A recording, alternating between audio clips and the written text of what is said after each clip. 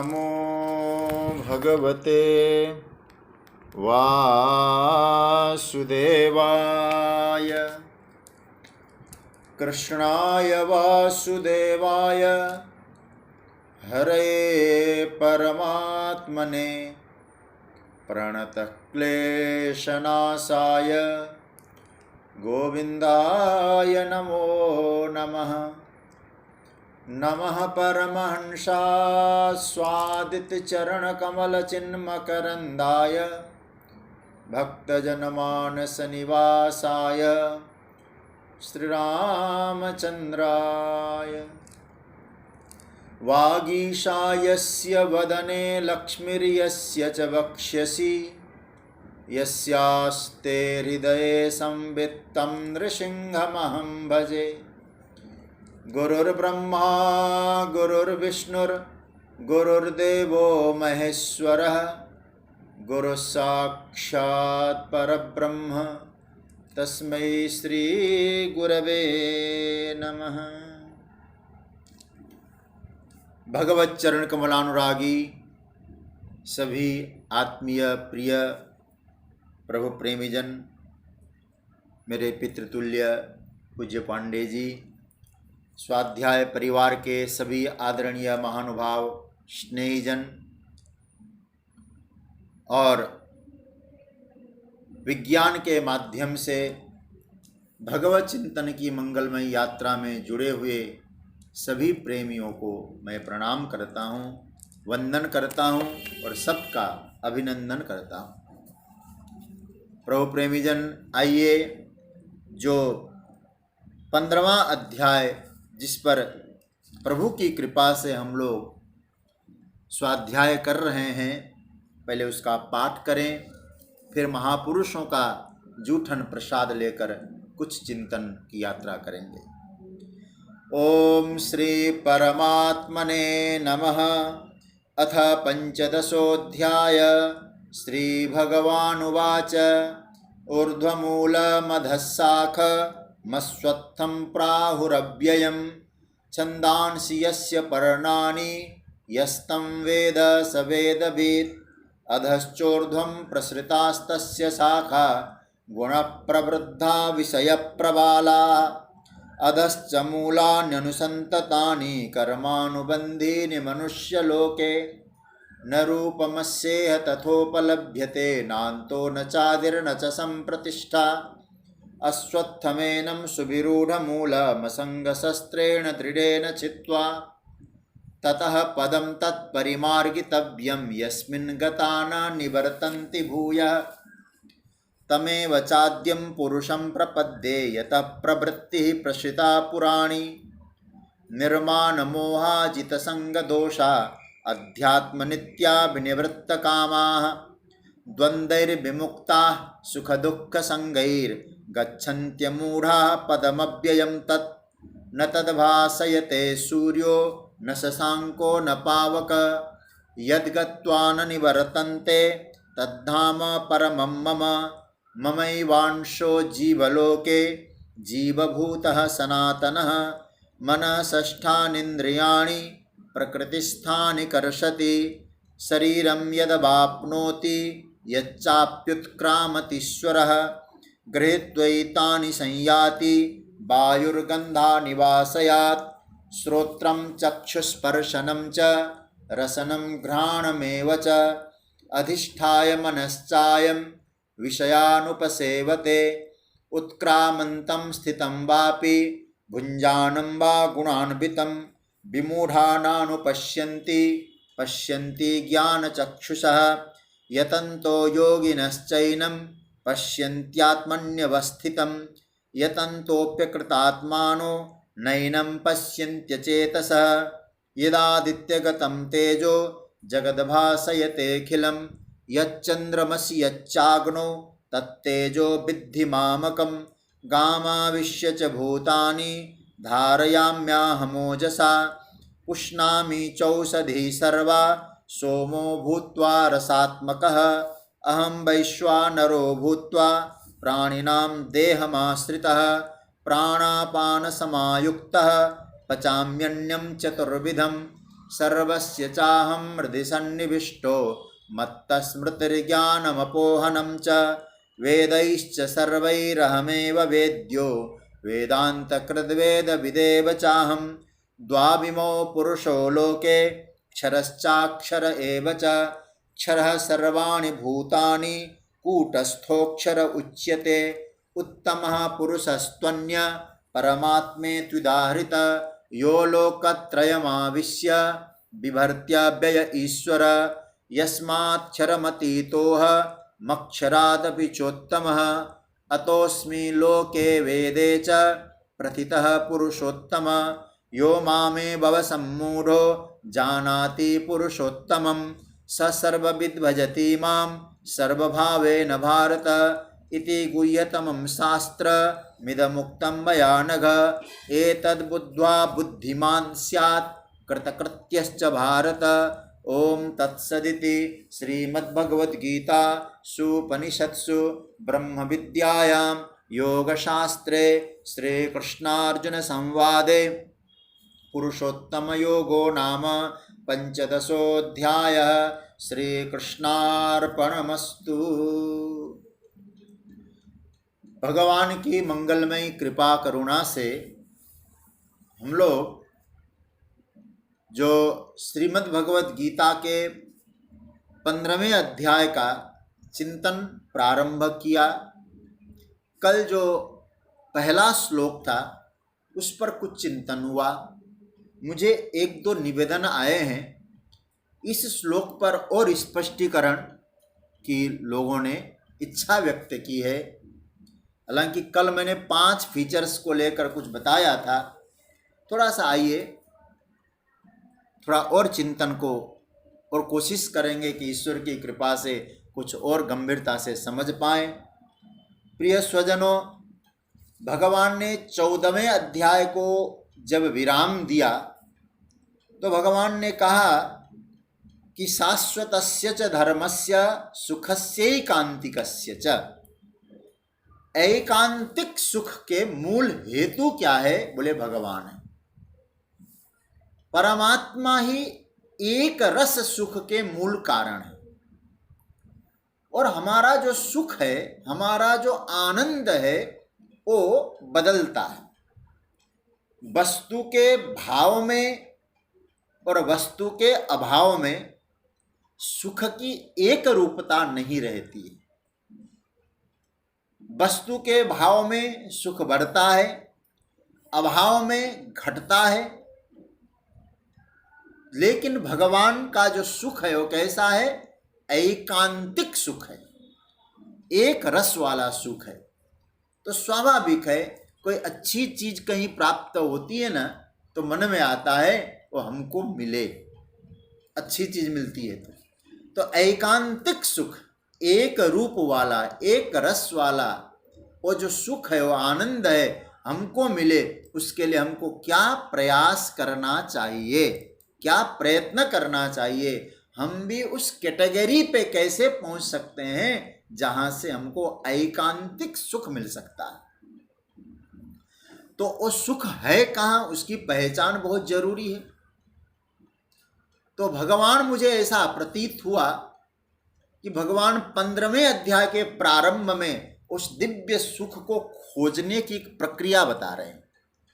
तुम्हारे सामने कुछ चीज हम रख देते हैं, उन चीजों को अच्छी तरह से देखो, परत दर परत खोलते जाओ, तो सबसे मूल तत्व है वही आत्यंतिक सुख मैं हूं, उसको प्राप्त करो। भगवान यहां इसलिए कहते हैं तो उस एकांतिक सुख पाने के लिए क्या साधक को करना चाहिए। तो इस पहला जो मंत्र है उसमें यही बात लगता है कि प्रभु ने बताया है। ऊर्ध्वमूल मधस्साख मस्वत्थम प्राहुरव्ययम छंदांसी यस्य पर्णानि यस्तम वेद स वेदवित्। इस श्लोक का तो कल भी मैंने अर्थ बताया था। ऊर्ध्वमूलम, जिसका मूल ऊपर की ओर है, अधस्साखम, जिसकी शाखाएं नीचे की ओर है, अश्वत्थम, जिसका नाम अश्वत्थ है, अव्ययम प्राहु, जिसको अव्यय कहा जाता है। और छंदांसी यस्य पर्णानि, वेद जिसके पत्ते हैं, यस्तम वेद जो इसको जानता है, स वेदविद, वो वेदविद कहलाता है। तो सज्जनों, क्या जाने जब हमको भी वेदविद माना जाए और एकांतिक सुख जो परमात्मा में है उसको हम प्राप्त कर सकते हैं। तो भगवान ने एक वृक्ष दिखा दिया, बोले मानो उस पेड़ को जान लो, बस उस पेड़ को तुम अच्छी तरह से जान लोगे तो निश्चित है कि वो तुम भी उस मूल तत्व को, परमात्मा तत्व को, एकांतिक सुख को जान लोगे। एक पेड़ खड़ा है, अच्छा वृक्ष को देखकर, पेड़ को देखकर आपने पहचान लिया ये फलाने का पेड़ है, अशोक का पेड़ है, आम का पेड़ है, गूलर का पेड़ है। क्या आपने ये समझ लिया तो क्या आपने पेड़ को जान लिया? ध्यान से समझना बात को। उस पेड़ का मूल जानना चाहिए, पेड़ की शाखाएं जाननी चाहिए, पेड़ के पत्ते जानने चाहिए। भगवान उस वृक्ष को संपूर्ण रूपेण व्यक्त कर रहे हैं।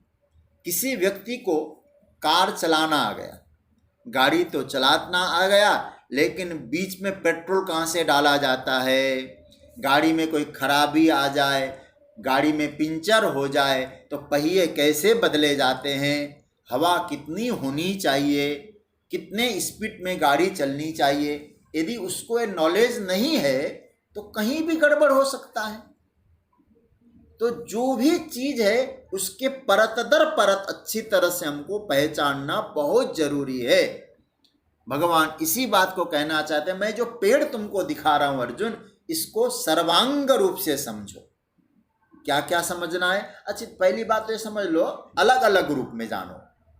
जैसे कोई बालू में सुवर्ण हो तो सोने और बालू को अलग अलग नहीं करोगे तो सुवर्ण का आनंद ले पाओगे क्या? आप सोचिएगा इस विषय में। अरे भाई, नकली हीरो में असली हीरा चला गया, नकली हीरो को अलग अलग करना पड़ेगा, डायमंड को पड़ेगा कि नहीं? तो भगवान यहाँ यही बात कहते हैं, एक वृक्ष है, इस वृक्ष के रूप में मैं वर्णन कर रहा हूं, मैं इसके 5 फीचर्स बता रहा हूं। कल मैंने बताया था ना 5 फीचर्स, आज फिर याद दिला रहा हूं। 5 इसके फीचर्स है, इसको अलग अलग 5 के रूप में समझो। क्या क्या है? ऊर्ध्व मूलम पहला फीचर्स, नोट कल आप लोगों ने किया होगा। अधस्साखम ये दूसरा नंबर का है। अश्वत्थम ये तीसरा फीचर्स है। अव्ययम चौथा है, और 5वां क्या है? छंदांसी यस्य पर्णानि। ये 5 तस्वीर अपने सामने रख लीजिए इस वृक्ष के, तो क्या होगा तो आपको समझ में आ जाएगा। पहली बात तो वृक्ष का अर्थ क्या होता है? पेड़। हाँ? और देखिए संस्कृत में कल भी मैंने बताया था, वृक्ष किसको कहते हैं? जो स्वयं न मिटे, स्वयं न नष्ट न हो, काटने से ही नष्ट हो। इसलिए वृक्ष शब्द संस्कृत में बनता है ओ वृष्टुच्छेदने, जिसको वृष्यते इति वृक्ष, जिसको काटने पर नष्ट है। अब देखिए कल मैंने एक बात कही थी ना, फसल क्या है? फसल तो फल देकर नष्ट होता है। गेहूं, मटर, बाजरा, एक बार चने, एक बार फल दिया तो दोबारा वो फल नहीं देते, वो पौधा मिट गया। हाँ, उसका बीज कहीं रह जाता है, लेकिन जो वृक्ष है ना, वो वृक्ष रहता है। तो जगत क्या है? तो भगवान कहते हैं जगत है एक वृक्ष है। इस वृक्ष को पहचानो। यह वृक्ष है माने क्या है? बोले ये वृक्ष चलता ही रहेगा, इसमें एक के बाद एक एक फल लगते जाएंगे, बीज पैदा होते रहेंगे, बढ़ता रहेगा, ये चलता ही रहेगा। ये वृक्ष है, संसार वृक्ष। हम नहीं थे तो भी था, हम है तो भी है, हम नहीं रहेंगे तो भी रहेगा। इसलिए संसार की अमरता इस रूप में आप देखिए, जैसे पुत्र, पौत्र, प्रपौत्र के रूप में संसार चला आ रहा है कि नहीं? हमारे पूर्वज थे, आज हम है, आगे हमारी संततियां रहेगी। हमारे कुछ दार्शनिकों ने इसको भी एक अमरता की संज्ञा दी है। जैसे मैं आपसे कहूं, जैसे विधाता ब्रह्मा से लेकर आज तक की पीढ़ी ये चलती आ रही कि नहीं, अनादि काल से व्यवस्था चलती आ रही है। मतलब यह न जाने ब्रह्मा जी ने ये सृष्टि कब बनाई है भाई, कब ये सृजन किया है। उस ब्रह्मा से चली आ रही परंपरा अविच्छिन्न रूप से आप तक पहुंच रही है, हम तक पहुंच रही है, और इस सृष्टि की धारा चली जा रही है, चल रही है। एक मत ऐसा है। तो इस दृष्टि से भी वृक्ष की अमरता बताई, चला आ रहा। यह संसार वृक्ष का नाम क्या है, पहले इसका थोड़ा नामकरण कर लेते हैं, ठीक है। अभी डिटेल्स में चर्चा करेंगे। नामकरण क्या कह रहे भगवान, इसका नाम है अश्वत्थ।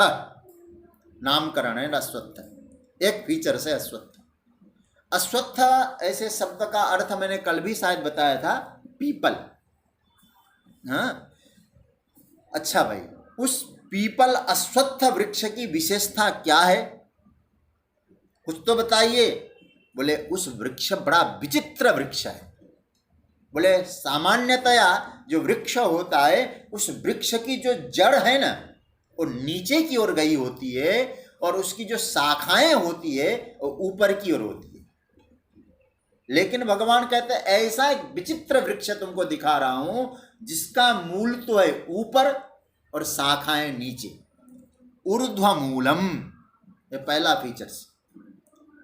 उस अश्वत्थ वृक्ष की जड़ ऊपर को है, अधशाखम, शाखाएं नीचे की ओर है।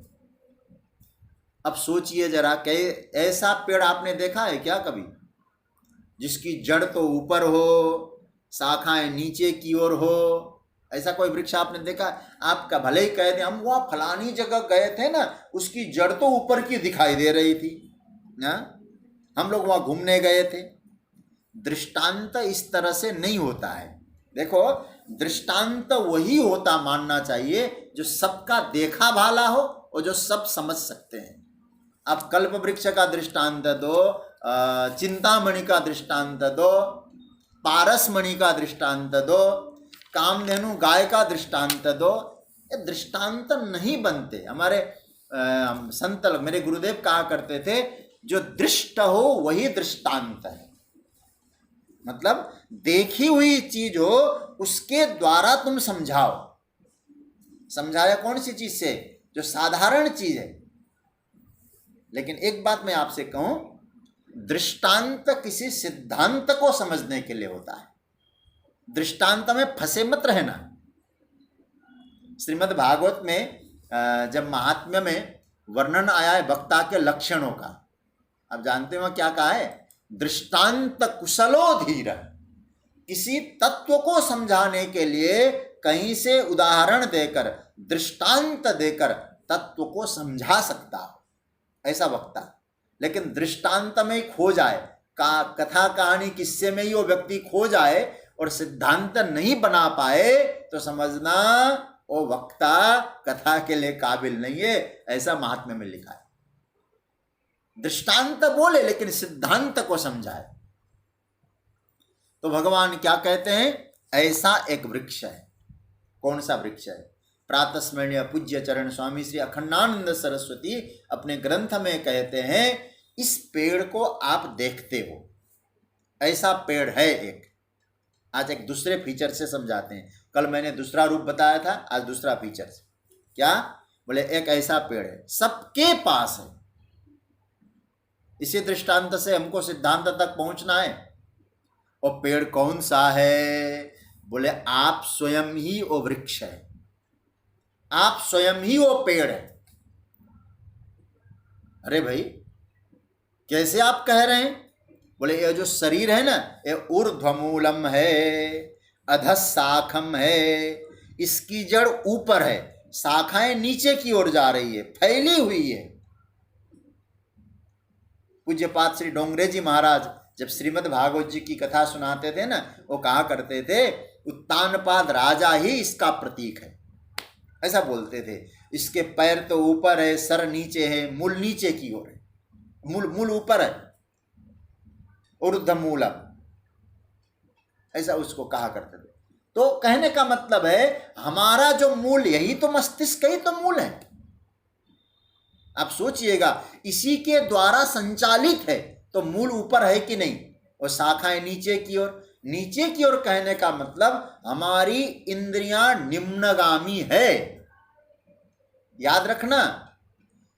यदि आप इन इंद्रियों को ऊर्ध्वगामी नहीं बना सकते हैं तो इनका स्वभाव निम्नगामी ऑलरेडी है, ठीक है ना।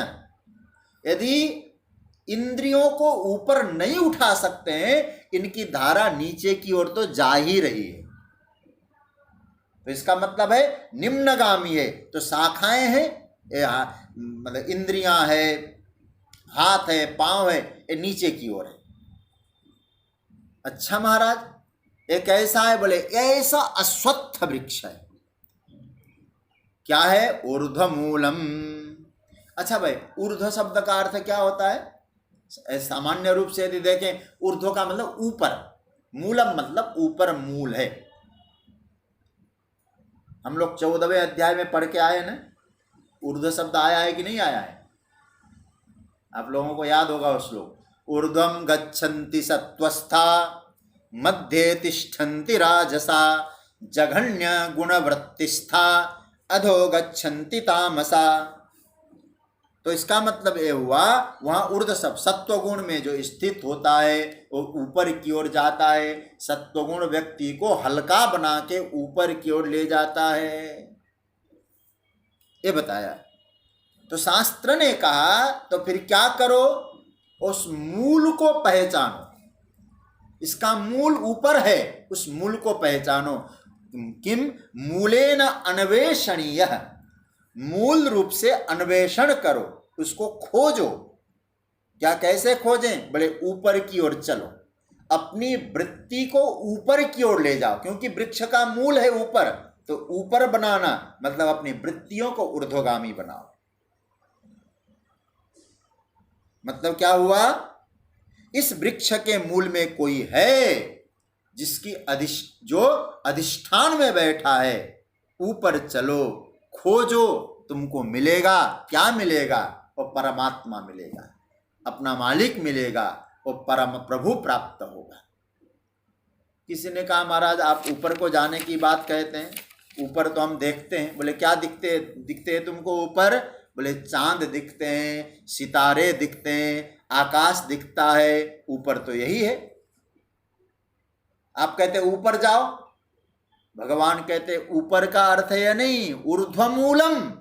ऊपर का तात्पर्य है उसका मूल श्रेष्ठ। अब कैसे, अब ध्यान से समझना।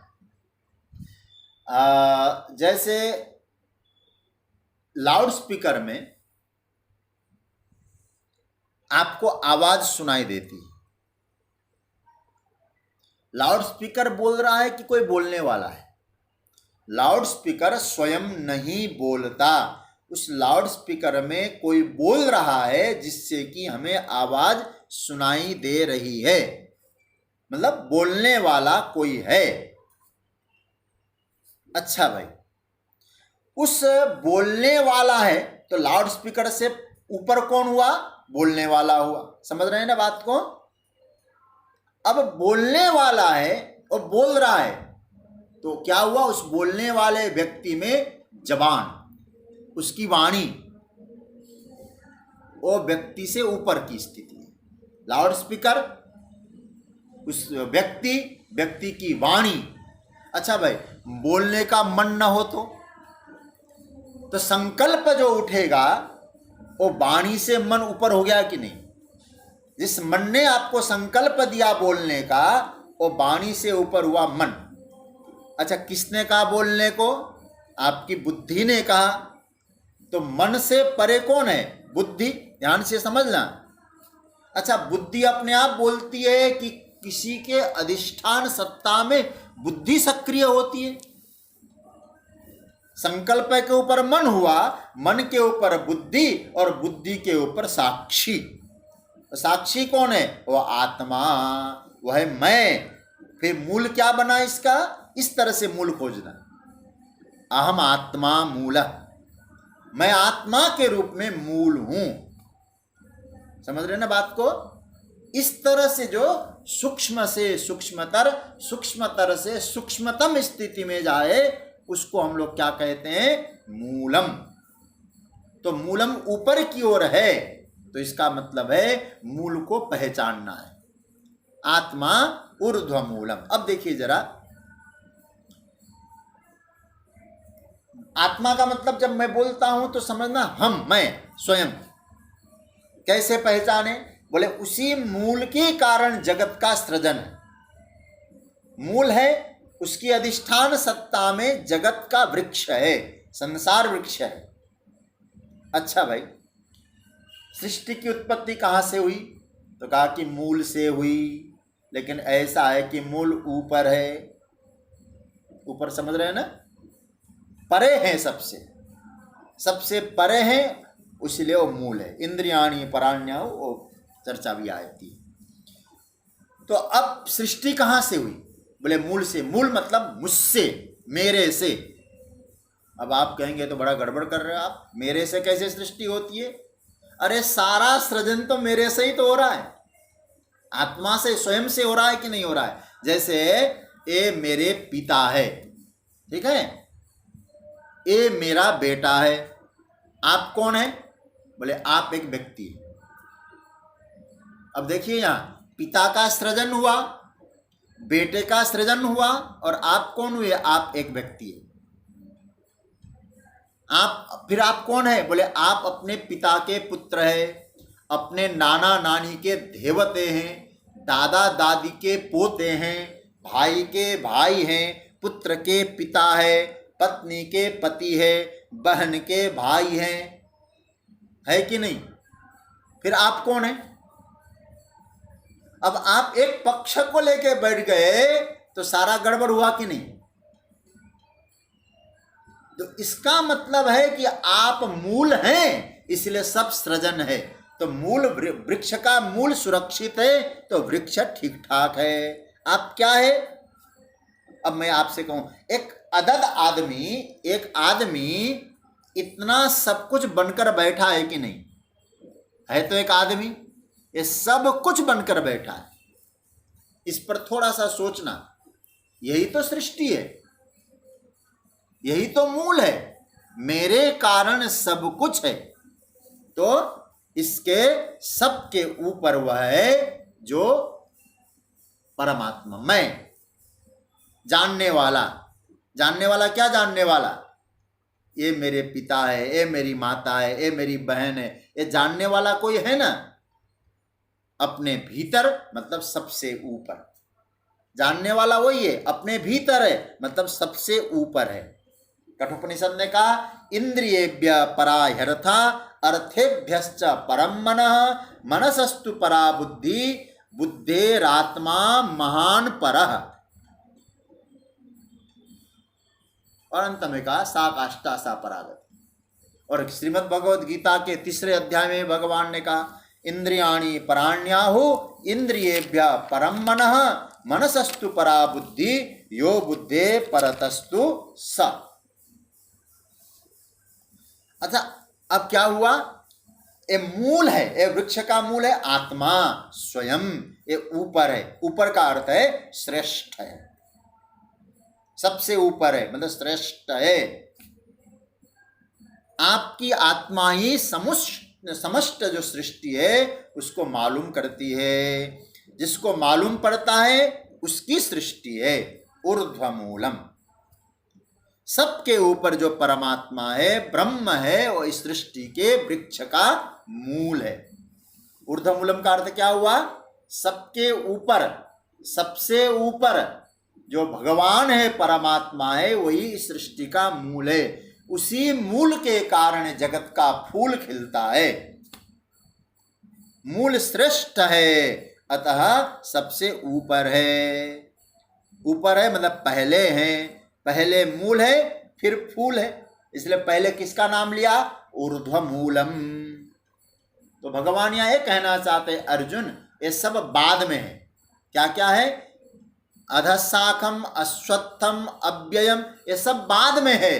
पहला जो सूत्र दिया है भगवान ने, मूलम, मूल को पकड़ लो, फिर सब समझ में आ जाएगा। नहीं तो पहले अधशाखम से भी चालू कर सकते थे भगवान, लेकिन भगवान ने ऐसा नहीं, मूलम से चालू किया है। तो हमको पकड़ना किसको है? मूलम को पकड़िएगा। जो व्यक्ति मूल को पकड़ सकता है वही व्यक्ति आगे फूल को पहचान सकता है। मूल को पहचानो। अधशाखम, दूसरी पंक्ति, मूल के बारे में समझ में आया। मूल के कारण सब है, इसलिए पहला जो सूत्र है ऊर्ध्वमूलम। ऊर्ध्व मतलब श्रेष्ठ है मूल, उसको समझो। अधशाखम, महत्त्व, अहंकार, विकार, ये सब इसकी शाखाएं हैं, सृष्टि की शाखाएं। ये शाखाएं कैसी है? हमारी इंद्रियादिक शाखाएं। ये शाखाएं फैली होती है, चारों ओर फैली रहती है। और फैलती है इसका मतलब क्या है? दृष्ट है, दिखाई देती है।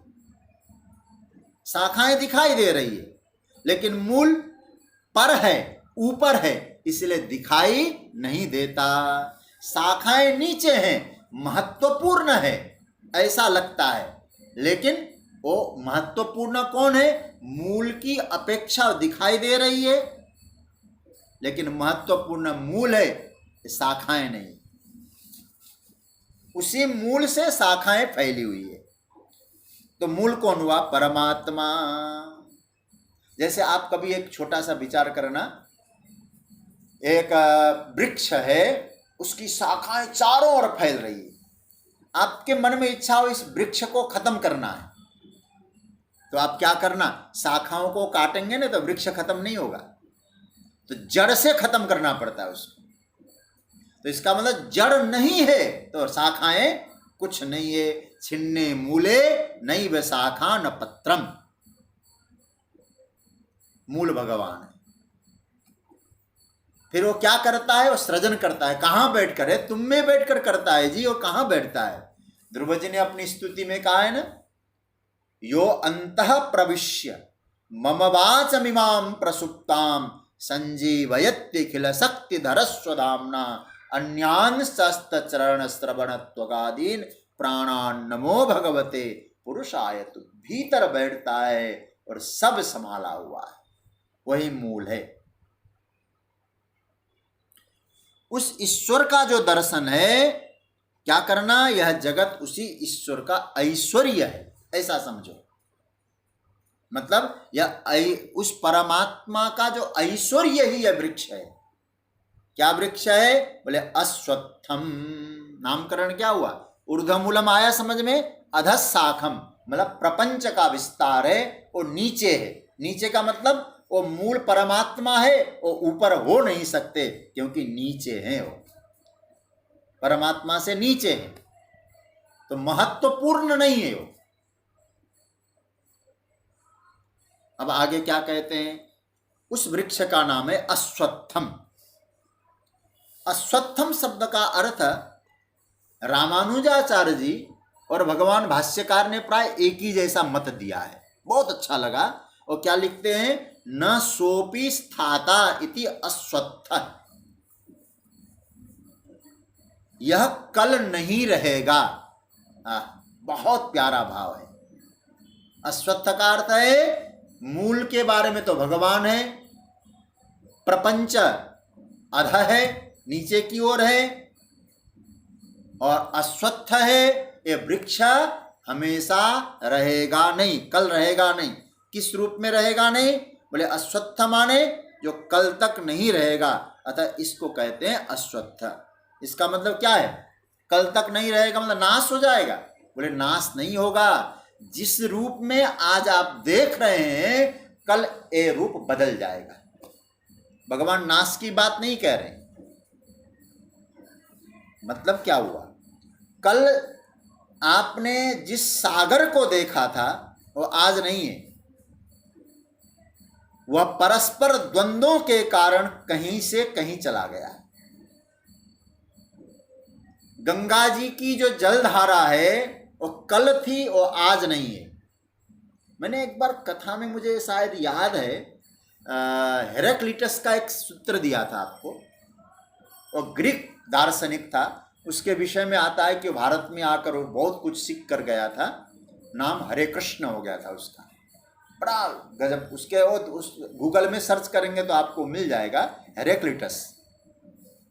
उसका एक सिद्धांत है, बोले एक नदी में आप दोबारा पैर नहीं रख सकते।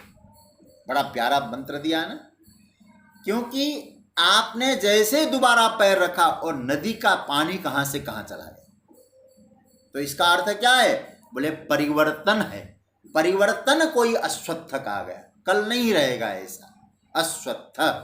सारी सृष्टि परिवर्तनमयी है, नित्य नूतन सृष्टि चलती। आज ये है कल वो नहीं रहेगी, नित्य नूतन है। आज ये है कल बदल जाएगा। तो उस नित्य नूतन सृजन को देखकर, परिवर्तन को देखकर हमारा प्राणे वाला जो मूल है, परमात्मा है, वो भी प्रसन्न होता है। अब इस कथा से क्या शिक्षा मिलती है? हम लोग थोड़ा अज्ञानी लोग हैं ना, इसलिए हम लोग क्या करते हैं, एक रूप को पकड़ के बैठ जाते हैं, फिर सृष्टि का आनंद नहीं ले पाते, है ना। सृष्टि का आनंद लेना है तो ये अश्वत्थ समझ लो। आज जिस रूप में है कल बदल जाएगा, और इसके लिए तैयार बैठो तो आनंद ले पाएंगे। आज जिस रूप में, कल भी मुझे ऐसा ही चाहिए, फिर आप भगवान यहाँ जो कहते अश्वत्थ है, तुम चाहो तो भी नहीं होगा। एक रूप को लेकर बैठोगे दुखी हो जाओगे। मैं आपको सिनेमा देखते हैं, सिनेमा में हमेशा एक ही दृश्य दिखाई देगा, आपको सिनेमा अच्छा लगेगा क्या? मैं गीता का स्वाध्याय कर रहा हूँ, चिंतन कर रहा हूँ आपके सामने बैठकर, मैं रोज एक ही बात दोहराता रहूं, तो आपको अच्छा लगेगा? नहीं लगेगा। परिवर्तन तो होना चाहिए ना। उस परिवर्तन के लिए तैयार बैठो।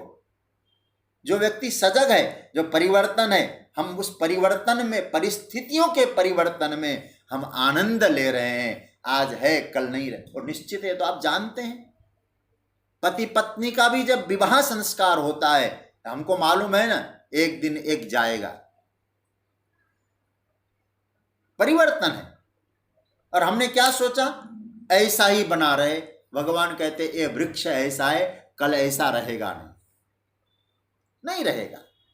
तो फिर क्या मतलब होता है इसका? भगवान कहते हैं इसके लिए तुम तैयार बैठो। अब कोई नृत्यांगना हो, ध्यान से सुनिएगा, आप लोग रोज आनंद लेते हैं इसका। कोई नृत्यांगना नृत्य कर रही है, हाथ इधर उधर घुमाती है, आंख घुमाती है, आंखें घुमाती है, नेत्रों का हाव भाव दिखाती रहती है। जितना वो घुमाती रहती है, चाल चलन इत्यादि, तो आपको आनंद आता रहता है ना। तो भगवान कहते हैं भी अश्वत्थ है, ये संसार वृक्ष है, तुम सजग होके तैयार बैठो। अर्जुन, मूल को पकड़ो, ये तो घूमता ही रहेगा। अधस्सा अश्वत्थम है, ये भाई नृत्य है। मुझे तो लगता है ये भगवान के नर्तकी स्वरूप है जगत। नचने वाला जो स्वरूप है ठाकुर जी का, वो संसार है। कभी भगवान पेड़ के रूप में नाच रहे हैं, कभी नदी के रूप में नाच रहे हैं, कभी पक्षियों के कलरव के रूप में संगीत छेड़ रहे हैं। सबको अपनी अधिष्ठान सत्ता से सबको जीवन दे रहे हैं, जीवंत बना रहे हैं। वही परमात्मा है।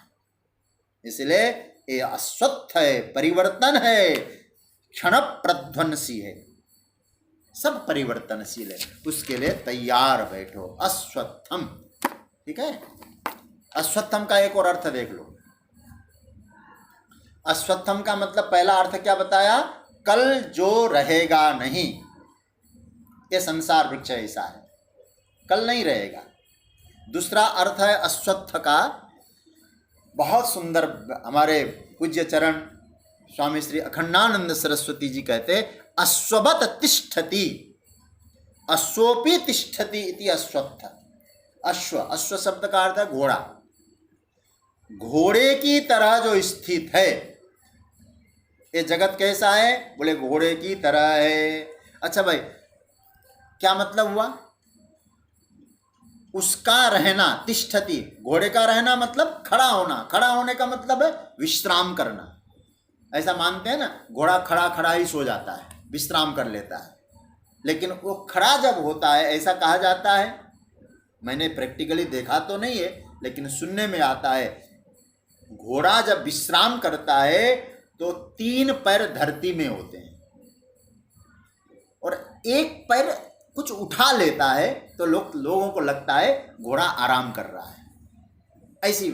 ऐसा बोलते हैं लोग। तो विश्राम में एक पाद जो है वो ऊपर उठता है, तो ऊपर उठने वाला जो पद है ना, उसी का नाम है आत्मा। और विश्राम में बाकी जो 3 चरण है ना, वो कहाँ है? प्रपंच में, नीचे।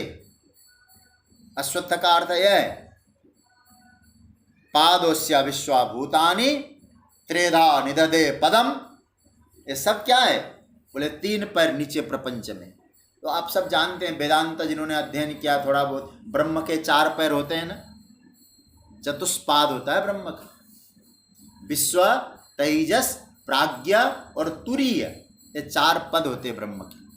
तो विश्व, तेजस, प्राज्ञ ये तो नीचे है, तुरीय ये सब प्रपंच है, और जो तुरीय है चौथा पद वो ऊपर है। उसको उसने उठाकर अलग रखा है।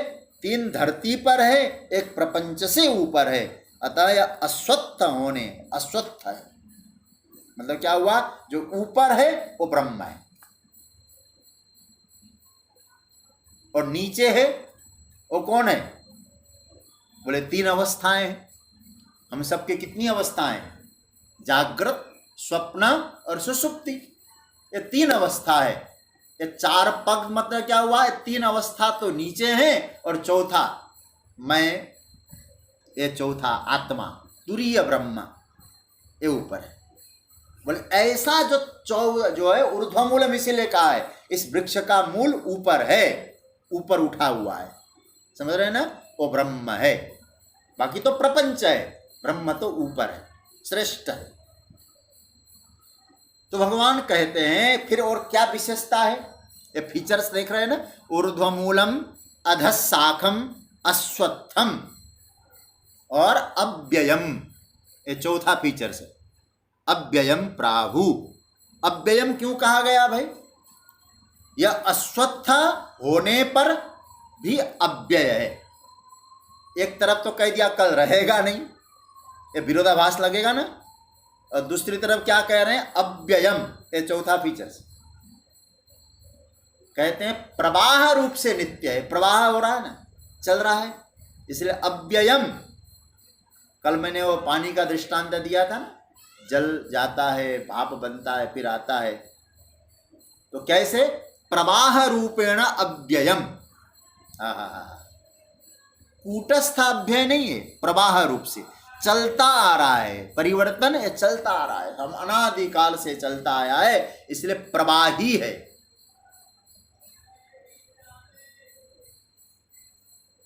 इसलिए अव्यय है, चला आ रहा है। अब एक बात कह रहे, 5वां फीचर से महत्वपूर्ण है, इसको ध्यान से समझना। छंदांसी यस्य पर्णानि, वेद उसके पत्ते हैं। अब वृक्ष के क्या क्या हमने देखा? मूल देखा, ऊपर है, और शाखाएं नीचे हैं, ये प्रपंच इत्यादि।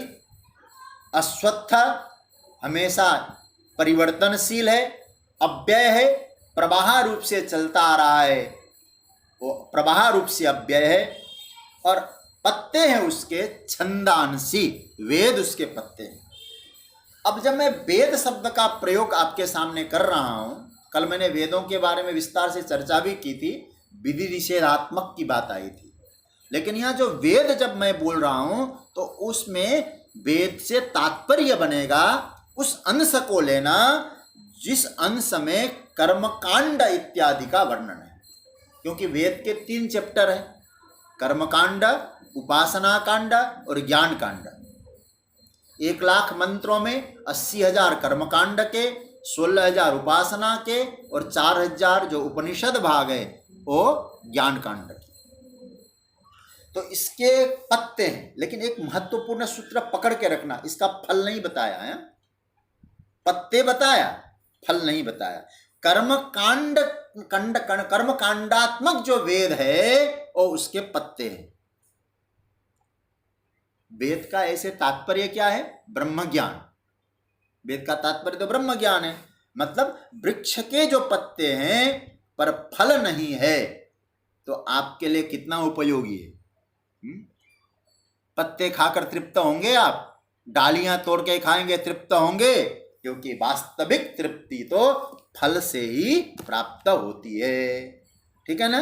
मतलब जो लोग सकाम कर्म का अनुष्ठान करते हैं और स्वर्ग आदि को चाहते हैं उन्हें वह तो मिलता है। पत्ते हैं, फल नहीं है। फल क्या है? बोले मुक्ति है। इसलिए छंदांसि यस्य परनानि।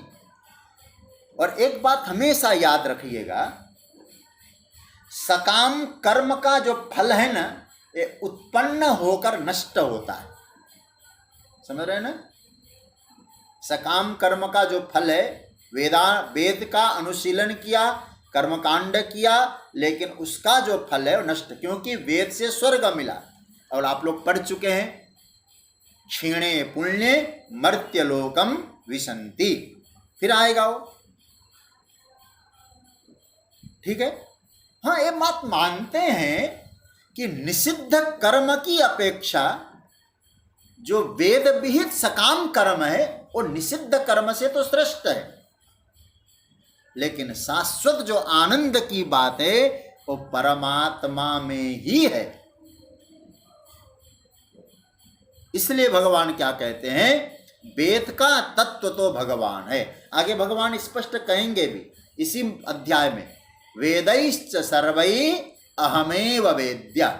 वेदों के द्वारा तो मैं जाना जाऊंगा, लेकिन तुम उन वेद के वहां तक पहुंचे ही नहीं। कहां तक गए? कर्मकांड तक गए। कर्म किया, ये करना है ये मिलेगा, ये करना है ये मिलेगा, ये करने से ये मिलेगा, और हम उस परम तत्व परमात्मा को जानने का प्रयास नहीं करते हैं। तो भगवान क्या कहते हैं? छंदांसि यस्य परनानि। छादनात् छंद। वेद के कर्मकांड भाग से हमारी बुद्धि ढकी हुई है। देखो, छंद शब्द का प्रयोग किया। छंद का अर्थ वेद भी होता है, और छंद का अर्थ छादना। छादनात् मतलब ढकना, ढका हुआ है। हिरण्मय न पात्रेण सत्यस्यापीतम मुखम। ढका हुआ है मामला। जो ढका होने के कारण वेदों का जो तात्पर्य है ब्रह्म, उसको हम समझ नहीं पाते। कर्म कांड में रच पच गए, उसी में आनंद लेते हैं। ऐसा यह वृक्ष है अर्जुन। तो अब 5 फीचर्स आ गए आपके पास। ऊर्ध्व मूलम, मूल ऊपर है। एक बार रिपीट कर रहा हूं। अधशाखम, इसकी शाखाएं नीचे की ओर है। अश्वत्थम, शाखाएं मतलब प्रपंच, ये नीचे की ओर है। तो ब्रह्म से प्रपंच श्रेष्ठ नहीं है, श्रेष्ठ ब्रह्म है, प्रपंच निम्न है। उसके बाद अश्वत्थम, परिवर्तनशील है। एक एक पॉइंट नोट करना। चलिए मैं आपको बता, पहला जब मैं कहूंगा ऊर्ध्व मूलम, तो ऊर्ध्व मूलम में आप लिख दो आगे परमात्मा। ठीक है? अधशाखम, उसका आगे लिख दीजिए, अधशाखम के आगे प्रपंच। अश्वत्थम जब मैं कह रहा हूं उसके आगे लिख दीजिए परिवर्तनशील। अव्ययम चौथा, इसका मतलब है प्रवाह रूप से अविनाशी। प्रवाह चलता है इसलिए अविनाशी। और छंदांसि यस्य परनानि, कर्म कांडात्मक वेद, उसके पत्ते कर्म कांड में लगे हैं। इसे जो जानता है, मतलब क्या हुआ? अब मुख्य बात आ गई। देखिए, इस श्लोक का उपसंहार भी करना होगा। यस्तम वेद, यह जो तम, उस वृक्ष को वेद जानता है। स वेदवित्, उसने वेदों को जान लिया। अब गणानान्त्वा गणपति गुंहवामहे, ये भले ही न पढ़े, वेद का तात्पर्य जान गया। इसलिए वेद पढ़ने से वेद नहीं जानता है। मैंने कल भी कहा था, वेद का मतलब ज्ञान। उसको ज्ञान हो गया कि सबके मूल में भगवान है। यदि ये उसको जान लिया, उसको वेद पढ़ने की आवश्यकता ही क्या पड़ी है, क्योंकि उसने प्रभु को जान लिया। ठीक है, वेदवित् हो गया। एक बार किसी ने कहा, उस परमात्मा को जान लिया तो सब जान लिया। बोले हाँ, तस्मिन् विज्ञाते सर्वमिदं विज्ञातम भवति। तो गाड़ी चलाना जान गया, खाना बनाना जान गया, प्रवचन करना जान गया, कि पुस्तक पढ़ना जान गया। उसको जानने के बाद सब जान जाता है। बोले ऐसा अर्थ मत लगाइए, उसको जानने के बाद कुछ जानना शेष नहीं रहता। जान लिया तो कुछ जानना शेष नहीं है। तो भगवान कहते हैं वेदवित् कौन है, जिसने सब कुछ जान लिया, उसको ज्ञान हो गया। क्या जानने से? बस इस पेड़ को जानने से, पेड़ के सर्वांग रूप को जानने से। संसार की मतलब पेड़ को जानने का मतलब क्या है? संसार की क्षणभंगुरता को जिसने ठीक ठीक जान लिया, इस परिवर्तनशील जगत को जान लिया, और जानने के बाद वेदवित् उसी को कहते, जानने के बाद और सुख की आशा नहीं रखता। यही यथार्थ ज्ञान है। क्योंकि जब व्यक्ति सुख की आशा रखकर संसार में सुखभोग करता है, उस समय उसको संसार की क्षणभंगुरता दिखाई नहीं देती है। लगता है ना, हमको सुख की अपेक्षा जब संसार में होती है ना सज्जनों, उस समय आपको संसार क्षणभंगुर लगता नहीं है। मजा आ रहा है, आनंद है, अजर अमर है, भोगते रहे हम संसार।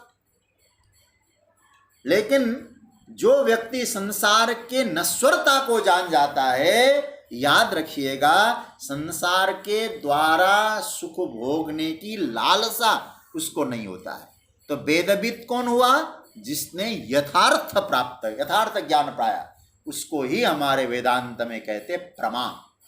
जिसने वो प्रमा को प्राप्त किया वो वेदवित् हो गया। तो भगवान क्या कहना चाहते हैं? जो साधक संसार के मूल परमात्मा से अपनी अभिन्नता का अनुभव कर लिया है, वही वेदवित् है। वेद का अध्ययन करने मात्र से कोई वेदवित् नहीं होता है। रावण कितना बड़ा वेदज्ञ था, वेद को जानता था, उसको वेदवित् नहीं कहा है। क्योंकि कई बार ऐसी स्थिति होती है, शास्त्र का अध्ययन करके, वेदों का अध्ययन करके भी व्यक्ति मूर्ख का मूर्ख रह जाता है। हमारे यहाँ कहा गया है, शास्त्राण्यधीत्यापि भवन्ति मूर्खा। फिर कौन है विद्वान? बोले यस्तु क्रियावान पुरुषस्य विद्वान। जिसने उसके मूल को समझ लिया, तात्पर्य को जान लिया, तो समझना वही विद्यावान है। हनुमान चालीसा में क्या कहा गया है? विद्यावान गुणी अति चातुर। हनुमान जी विद्यावान है, रावण विद्वान है। जान तो लिया उसने, लेकिन तात्पर्य को नहीं समझा। तात्पर्य क्या है? कि हमको भगवान के चरण में जाना चाहिए, भगवान का भजन करना चाहिए, भगवान के लिए उपयोगी होना चाहिए। ये हनुमान जी ने जाना कि नहीं जाना? और रावण ने वेद पढ़ लिया, और वेदों में क्या कहा गया है? वेद में क्या कहा गया? भगवान ही ब्रह्म है। परमात्मा जो ब्रह्म है, उस ब्रह्म का अनुभव करो। और रावण ने क्या काम किया? उसी ब्रह्म से द्वेष किया। रामो विग्रहवान धर्म, राम साक्षात धर्म के प्रतीक है, और उसने ब्रह्म से द्वेष किया। यही ज्ञान का महत्व हुआ क्या? तो ज्ञान का महत्व तो है प्रभु से प्रेम करना, और प्रेम तब करेगा वो प्रभु को समझता है। क्या समझता है? मूल में भगवान है। इस बात को जो समझता है वही प्रभु को जानता है, और प्रभु को जानने का मतलब होता है प्रभु से प्रेम करता है। तो भगवान कहते ऊर्ध्वमूल मधस्साख मस्वत्थम प्राहुरव्ययम छंदांसि यस्य पर्णानि यस्तम वेद स वेदवित्। ये है जो इसका फिर एक बार अर्थ कर दो। ऊर्ध्वमूलम जिसका मूल ऊपर है, अधस शाखम प्रपंच शाखाएं नीचे है, अश्वत्थम कल रहने वाला नहीं है, परिवर्तनशील है, प्राहुरव्य अव्ययम और प्रवाह रूप से अव्यय है, और जो कर्मकांडात्मक वेद है उस वेद के पत्ते हैं, तो वहाँ जो आनंद लेता है तात्पर्य को, इन सब को जानकर तात्पर्य को समझने का प्रयास करता है, कर्मकांड में ही फंसा नहीं रहता है। यस्तम वेद, वो जानता है सवेदवित, वो अच्छी तरह से वेदज्ञ है, वेदवित है, प्रमा उत्पन्न हो गई, उसने जान लिया।